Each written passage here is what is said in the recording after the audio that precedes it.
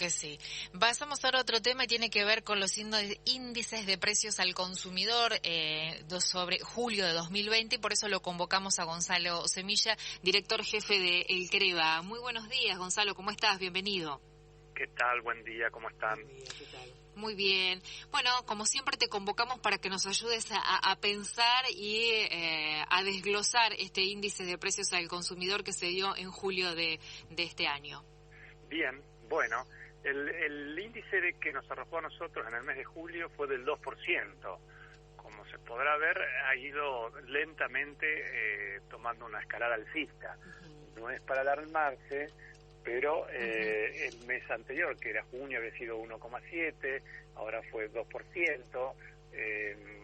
Básicamente, lo que encontramos ahí es, dentro de los capítulos que nosotros medimos, indumentaria, con un aumento del 3,1%, le sigue el capítulo de vivienda, el capítulo de alimentos y bebidas, que es el de mayor ponderación dentro de la canasta, con 2,3. Digamos que esos son esos tres, más lo que el capítulo de bienes y servicios varios, 2,1, son los que se ubican por encima del promedio. En vivienda, sí, que es 2,7, básicamente ahí tenemos un poquito más del 4%, un aumento del 4% en materiales y mano de obra, y 3% en alquiler de vivienda. Y en lo que es indumentaria, que es el capítulo de mayor aumento, ahí básicamente lo vemos en incremento de ropa exterior para hombre, ropa exterior para mujer, con promedios del 4,1, 4,4% de un mes al otro. Es decir, si bien no es que ha habido un cambio de temporada, porque esto va a ocurrir en el mes de septiembre, sí, a medida que fueron abriendo los comercios relacionados a indumentaria y calzado, hemos visto que han habido ajustes de precios. Y eso es lo que impactó mayormente en estos capítulos. Y te diría que después lo que es alimentos y bebidas, que es el que siempre miramos con mayor atención, ahí encontramos, alzas diversas, por ejemplo, 8%, un aumento grande, un 8,3% en pan fresco, lo que es casi 4% en frutas de conserva, 3,8% en verduras, 3,6% en refrigerio, facturas, huevos 2,8%, es algo que siempre hemos estado mirando también de cerca, la docena de huevos, 2,7% en carnes. Digamos, de a poco empieza a haber una actualización de precios que había estado prácticamente muy tranquila durante los meses anteriores. Ayer hubo un aumento en el combustible. ¿Esto puede ser que después, en los meses siguientes, se vea ahí que repercute en el índice de precios o puede ser que no? Sí, va a repercutir, va a impactar, y te diría que cuando nosotros medimos, va a impactar en el capítulo exclusivamente de transporte y comunicaciones. Sí. Prácticamente ha estado relativamente tranquilo ese capítulo. Nosotros también el índice de precios lo dividimos en índice de precios IPC núcleo, que se le llama, IPC estacional, que son alimentos y frutas, alimentos y verduras que dejan de ser estacionales, entonces hay mucha variabilidad. Y después tenemos otro indicador que nosotros le llamamos IPC regulado.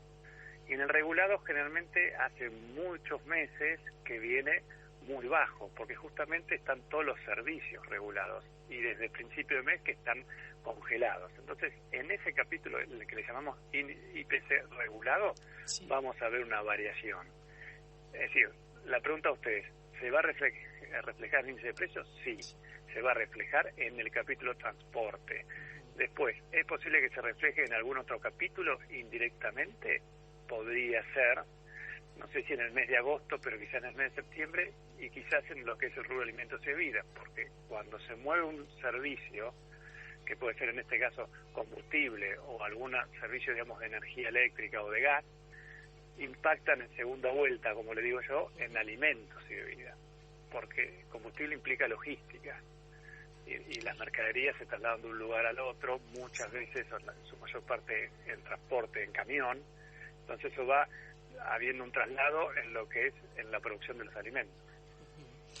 ¿Cómo sigue, digamos, el análisis? Te lo hemos preguntado otras veces a propósito de, estos índices que se han dado en pandemia son bien distintos a propósito de cómo se venían dando en tiempos normales, llamémosle. ¿Cómo ustedes hacen para hacer el cotejo de datos teniendo digamos, lo que ha sucedido en pandemia? Es como se abre un gran paréntesis. ¿Cómo lo piensan eso? Nosotros veníamos desarrollando la actividad lo más normal posible. Veníamos monitoreando precios como lo veníamos haciendo, digamos, de manera cotidiana. Es verdad que había algunos comercios que nosotros acudíamos a tomar precios y estaban cerrados. Entonces, el gran problema era esos precios que hoy no los se pueden tomar. ¿Qué valor tienen? Bueno, tienen el último valor vigente hasta cuando estuvieron abiertos. Entonces, durante los primeros 40 días de cuarentena, bueno, por eso también el índice de precio era tan bajo, porque había varios capítulos que no se podían tomar precios. Pasó en el INDEC, nos pasó a nosotros, a otros colegas.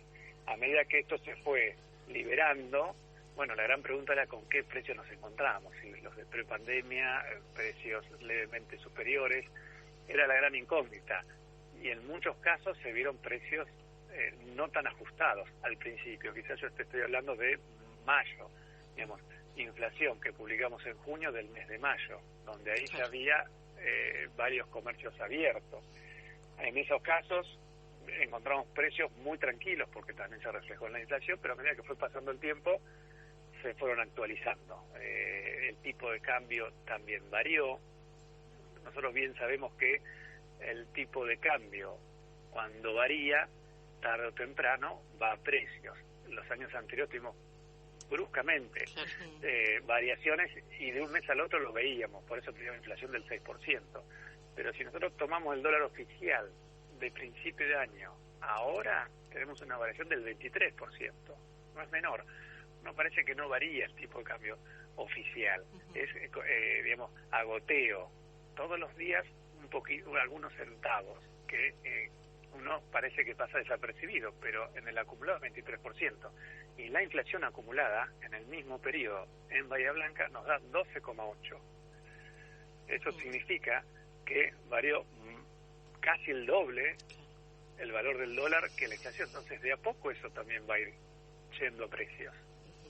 Y la otra cuestión, que el dólar solidario ya lo tenemos casi arriba de 100, y depende de las transacciones, algunos se ajustan por tipo de cambio oficial, otros por solidario, otros por blue.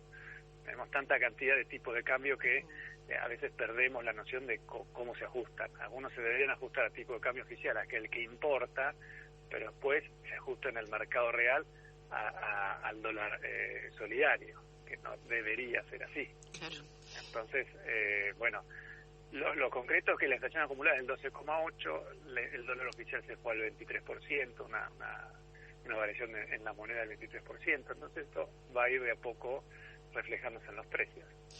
Gonzalo, respecto del rubro vivienda que mencionaba recién, una suba del 2,7% general, pero en el desglose hubo ya poquito más de un 4% de aumento en materiales y mano de obra. Hablábamos recién con Virginia de Procrear.